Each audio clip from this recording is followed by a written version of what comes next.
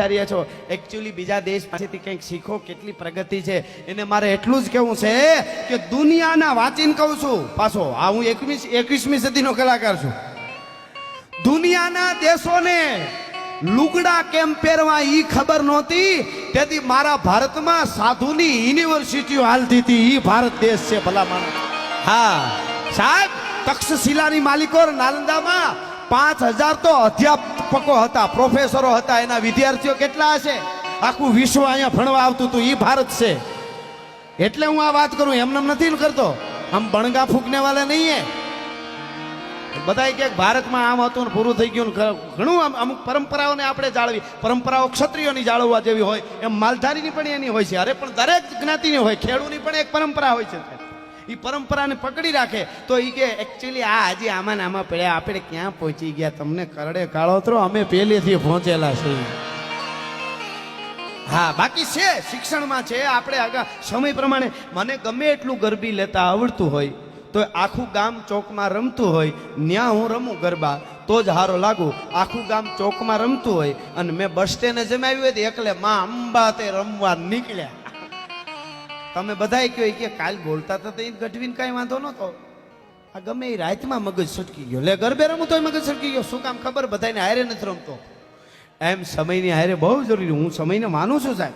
હા, પણ જે એક એક વસ્તુની જે પરંપરા છે એ વસ્તુ આપણે દાખલા તરીકે ગામડામાં માતાઓ બહેનો ભરત ગૂંથણું આ બધું કરતા, મોતી પરોણું, તો ઘણા એમ કે આ બધું એકચ્યુઅલી સમય બગાડવાનો છે. એમાંય વિજ્ઞાન છે.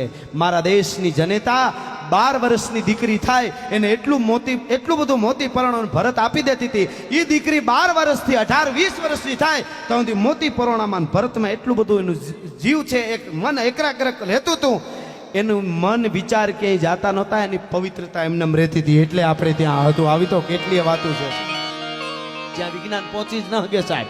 એવી કેટલી આપણી પરંપરાઓ છે. હમણાં મને કોઈ પૂછતું હતું કે વરરાજાની ટબુડી ગામડામાં રિવાજ છે, ટબુડી લઈને લૂણ ઉતારે ને આમાં. હવે તો બધું સારું છે. ભૂમ કરતી ગાડી પૂગી જાય 2 કલાકમાં, 3 કલાકમાં, સેટું હોય 5 કલાકમાં. પહેલા તો કેળામાં રાયતું રોકાતા જતા અને વરરાજાને તો હજડબમ રહેવાનું. 3 રાતે પૂગ્યો હોય ત્યાં એમાં ઝોલા આવી જાય, ખબર ન રહી. એટલે એની બેનને ઘૂઘરિયું નાખીને ટબુડી આપે. એ જરાક વરરાજાને ઝોલું આવે બેન ઠણક દઈને આ કરે એટલે નીંદર ન આવે. આ પરંપરાઓ હતી આપણી. એમને તો કાંઈ વસ્તુ છે જ નહીં. આના ઉપર આખી રાત સમજાવી શકું આ બધી વાતો રિવાજ ઉપર. હા, આ તો હું થોડી યાદ તમને કરાવું છું. પરંપરા એ આપણી પરંપરા છે, કોઈ પણ વર્ણ હોય. પણ હું કાયમના માટે દેસાઈ સાહેબ બોલ્યો છું કે આ દેશની ધરતીમાં મારા દેશના ક્ષત્રિયોના એટલા ઉજળા ઇતિહાસો પડ્યા છે. ઉપરા ઉપર પુસ્તક ખડકતા જાવ તો સ્વર્ગમાં ભૂગવાની નિહાણી થઈ જાય તોય વધે. એ રાતું ને રાતું દિવસોના દિવસો પૂરા કરો તો. કારણ કે અવાજ કર્યો શું કામે ભાઈ? અમને કોઈ ક્ષત્રિયો કાંઈ મણીઓલર નથી આવતા ને બીજાને અમારે વાંધો નથી. બધાય અમારા પ્રેમી છે. બધાય પ્રેમથી ભાવથી 18 વરણ સાંભળે. હું જ્ઞાતિવાદનો માણસ નથી. એક નક્કી કરી લેજો, વાડા પાડી નાખવાનું. આની વાત જ ન થાય. આ તો હવે ઠીક એમ વાત કરે ને. હું એક માણસને અહીંથી એમ કહું કે આ માણસ તો નીચો છે તો હું એના કરતા ડબલ નીચો તો જ બીજાને નીચો કહી શકું. એ નક્કી કરી લેજો સાહેબ. પણ સાચી વાત કેવી કે નહીં? ઇતિહાસો આપણે જોયા છે આપણે બધાએ. અને આપણા બાપ દાદા કોઈ વર્ણાએ બેઠા ક્ષત્રિય સિવાય ના એમને કહું છું. પછી અમારાથી લઈને બધાય એમના બાપ દાદાઓને પૂછી લેજો કેટલા ક્ષત્રિયોને માનતા હતા. શું કામે? ઢોલ વાગ્યો, દાંડી પડી, પછી કોઈ દી પૂછ્યું નહીં એને કે હું જેના માટે મરવા જાઉં છું એ કયું વરણ છે. ઢોલ વાગ્યો, માથું આપી દો, બીજી વાત નહીં સાહેબ. એટલા માટે એના વખાણ કર્યું છે. સીધો જે છે જ્યાં જે ઘટનાઓ બની છે એની અમે વાતો કરી છે. અમારે ગોંડલનું વચ્ચે યાદ આવ્યું એટલે ગોંડલના એક ખાડાનું રખોલું કરતો ઝીણીયો કોળીનો દીકરો હતો. કાંઈ કોઈ કોળીને ભાઈ હોય મને ખબર નથી. આ તો મને સાચી વાત ન કહું તો કોકને એમ થાય કે હા એ કોળીનો દીકરો સાહેબ, યુવાન. અને ગોંડલના મહારાજના એક ખાડાનું આમ રક્ષણ કરતો હતો. લૂંટારાઓ આવ્યા અને બંદૂક ભરી 12-13 જણાનું ટોળું આવ્યું અને ધડાકા કર્યા. ઝીણીયો કોળી ઊભો થઈને મીઠો જોવા કે ખાડા 12 ગામના ખાડા ભેળા કરેલા. એટલો મોટો કણ બધો. એને કીધું આ જો અહીં ક્ષત્રિયો પડકારા કરે વધારે તો કોકને એમ થાય ક્ષત્રિયો છે એટલે એના કરાવવા હતું. આમાં મને ખબર છે કે આ વાત પૂરી થાય તે મારા ક્ષત્રિયો પેલા પડકારો કરી છે એટલે કહું છું. કારણ કે જેને પોતાની વાતોનો ઇતિહાસ રચવાની ત્રેવડ હોય ને એને કોકના ઇતિહાસ સાંભળવાની ત્રેવડ હોય છે. હા, અમે તો બધા સહી જ અમે માલધારી બધા, પછી રબારી હોય, ભરવાડ હોય, ગઢવી હોય. કારણ કે અમે તો ગમે નહીં. અમારે તો ગઢના મોટા ગઢ દરબાર ગઢ ન હોય ને એનાથી અમારા નેહડા બહાર હોય.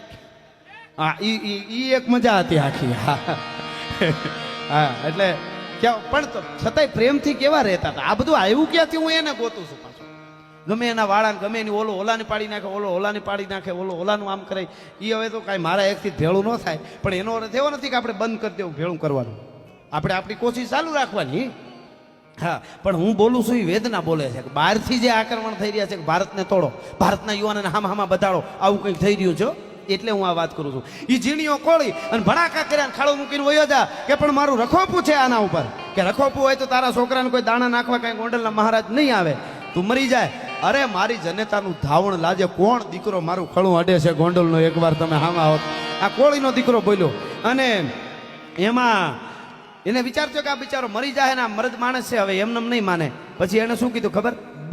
બે અડધા ભાગ.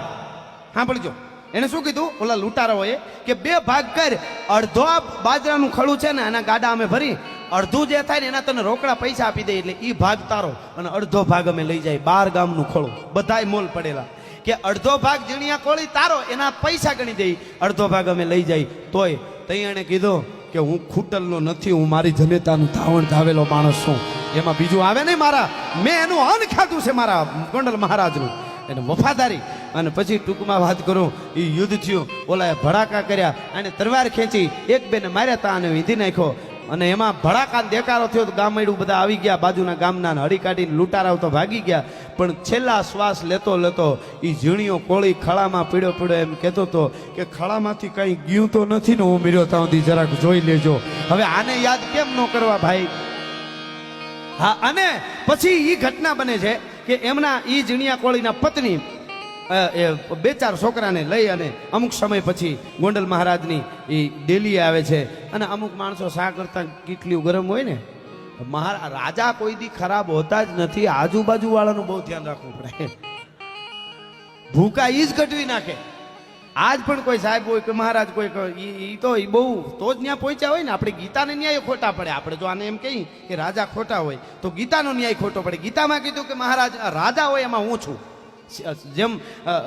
જેમ જંગલી પ્રાણીઓ છે એમાં હું સિંહમાં છું, એમ કીધું છે કે રાજામાં હું છું. તો ગીતા ખોટી પડે એ તો આપણને પોહાય નહીં. એટલે રાજામાં હું છું. પણ એવા માણસોએ કીધું કે મહારાજને ન મળી શકાય ને બાઈએ ગડમથલ કરીને એમાં મહારાજનો રથ નીકળ્યો ગોંડલ મહારાજનો, અને કીધું કે મહારાજને મળવાનો મોકો આવી ગયો. મહારાજ હું ઝીણિયા કોળીની પત્ની છું, આ મારા નાના છોકરા આના શિક્ષણ માટે, કપડા માટે, રહેવા માટે અમારે કાંઈ નથી, ખાવા માટે મારા બાળકો નાના છે, કાંઈક વ્યવસ્થા. એટલે મહારાજને તો હોય, પણ મેં કીધું ને એમ આજુબાજુના અને મિત્ર કરો તો હારા કરજો, નકર એકલા રહેજો. માવા હારું થઈને ખિસ્સા ફાડી નાખે એવા મિત્ર કોઈ દી કરવા જ નહીં. ભલા માણસ પાન હારું પાટા મારી લે અને પાછો હું કે ખબર, કાળી રાતે તું તારે ભાઈ જરૂર પડે કાળી રાતે ઉઘાડે પગે આવજે, પગરખા પહેરીને આવે તને વાંધો શું છે, પણ પેલા ઉઘાડ પગો થાય એવી આશા ખરી, પછી આવે. અને પછી જઈને એમ કે તારું મોટરસાયકલ જોઈ અથવા સાયકલ જોઈ, ગાડી જોઈ તો માથું માગી લે, પણ આ ગાડી છે ને હું કોઈ દી દેતો જ નથી. તારા માથાનો હું મુરબો કરવો છે મારે? मित्र कीजिए मर्द मर्द मन दर्द मिटावे, मित्र कीजिए मर्द खुशामद करना खावे, मित्र कीजिए मर्द काम विपत में आवे, मित्र कीजिए मर्द सच कहकर समझावे, मित्र कीजिए मर्द लोभ लेस मन न लगे, कवि सत्य बात पिंगल कहे दह जाय पर न टके. ई मित्रता आया हूँ मित्रता नहीं दुश्मननी वातो एवी करूँ तमने. आ तो मारा भारतना संतानो, हूँ तो हवे मने विचार थयो के हवे मारा भारतीयों मारा वाला दरेक नथी आवुं करवुं पड़शे. कदाच मोड़ी खबर पड़ी છે તો બહુ ગજબ થઈ જાય. શું આપણા ધર્મ માટે કર્યું છે સાહેબ? અને કેવા કેવા મહાપુરુષો આપણને ભેળા રાખવા સારું કરી ગયા. મહારાણા પ્રતાપ હોય તો એને અરે ભીલ રાણા, એને રોટલા આપી આપીને ભેળા રહીએ કે હે રાણા પ્રતાપ બાપ, કદાચ કોક તારા એ તને છોડ્યા હોય પણ હું ભીલનો જાયો ન કહેવા, જો તને મૂકું તો હું ભીલ છું. હવે એને યાદ ન કરી પાપ લાગે. કહેવાનો અર્થ મારો એ છે એવા મિત્રો રાખો તો હારા રાખજો. મહારાજ તો હારા જ હોય. બોલી નહીં એક વાત મને યાદ આવી એટલે કહું. એક મહારાજને એમ થયું કે આ બધા મારી આજુબાજુમાં રહેવાવાળા બાપુ એમ કરવાવાળા છે, કોઈ હાસું કહેવાવાળા છે, એવો વિચાર થયો. તો પૂનમની રાતે અગાસી ઉપર બધા લઈ ગયા મહારાજ. 15 જણા બધા બેઠા એના માણસો મહારાજ. પછી કે આમ જોયું ચંદ્રમાં, આમ મહારાજ જોઈને કે ચંદ્રની અંદર મને રામાપીર જેવું દેખાય છે. તો 15 જે હતા ને એના નીચેના બધા 15 માંથી 14 જણા બોલે હા બાપુ એરિયામાં આ રામાપીર લ્યો, 12 બીજનો ધણી જ છે લ્યો. રહી કે ઈ ઘોડો દેખાય તો હા ભાલા જેવું છે, ભાલું પણ અણીવાળું છે, ભૂકા કાઢે હો બાપુ. બોલો બધા આમ મીડિયા કરવા. એટલે તમે મિત્ર કરો તો એવા કરજો. તમારે કોઈ સાહેબ હો તો નીચેના માણસો એ સાહેબ તમે કયો એ જ બરાબર ને બહુ અંદર અંદર કરતો હોય ને એને પ્રમોશન આપી દે છે. પ્રમોશન નહીં તો હુડ કાઢી નાખશે, જરાક મૂળિયા તપાય શું થાય છે એ તને નથી કહેતો, પરબારું ભટકાવી જાય છે. અમુકને ન આવે, અમુક ખુમારી એવી હોય. જાતિ સ્વભાવ, જાતિ સ્વભાવ એટલે કોઈ જ્ઞાતિ જાતિ નહીં, જાતિ સ્વભાવ દરેક જ્ઞાતિને અંદરથી આવે. ઉતરાય નામત ચિત્ત મહાવત જોગજ શીશ ચડ્યો ચડ્યો બદલાય ને બુટ્ટ બિલો રીતણો જન જન્મ થતા જ ચડ્યો ચડ્યો મરડાય નહીં મિટકા ઘટકો કુંભકાર જ ઘાટ ઘડ્યો ઘડ્યો દિલ સોત જુઓ દલ પત કહે જન જાતિ સ્વભાવ પડ્યો એમ એવા. એટલે 14 જણા કે હા બાપુ અમને દે. એમાં એક યુવાન હતો, એની ખુમારી બાપની, એ તો લોહીમાં હોય ને સાહેબ, એણે એમ કીધું કે મને બાપુ એમાં કાળું ધાબુ દેખાય છે, રામો પીર કે ઘોડો કાંઈ નથી દેખાતો. તો 14 જણા બોલ્યા પોતે મરી છે ને અમને અહીંયા મરી છે. બાપુને દેખાય છે, બાપુને અમને દેખાય, તને નથી દેખાતું. બધા મીડિયા કરવા બોલો. એ કે ઈ હાચું પણ નથી. મહારાજે કીધું ભાઈ આ 14 ને દેખાય તને કેમ નથી દેખાતું, અપમાન કરે છે મારું. તો અપમાન કયો તો અપમાન, બહુ મોડું સમજાય. પણ મને ચંદ્રની અંદર ધાબુ દેખાય, રામો પીર કે ઘોડો ભાલું નથી દેખાતું. એમાં ઓલા 14 માંથી 2-5 જણા બોલી ગયા કે બાપુ આ ખોસર્યો છે, આનો બાપે આવો હતો, આડું નાડું ગમે અવળું જ કરતો, અમે કહીએ એમ ન બોલતો. એ બાપની નોકરી એને મળેલી. બાપ હામી જ્યારે વાત આવી ભાઈ, ત્યારે મર્દનું ફાડ્યું હતો. એ આમ પટ્ટો છોડી અને ઘા કર્યો અને કીધું મહારાજ આને કહી દો મારા બાપ હામાં ન જાય, હું આ પેટ નહીં ભરાય તો ફોડી નાખી, બાકી નોકરી ન જોતી હોય તો આલ્યો પટ્ટો ન દેવી હોય તો.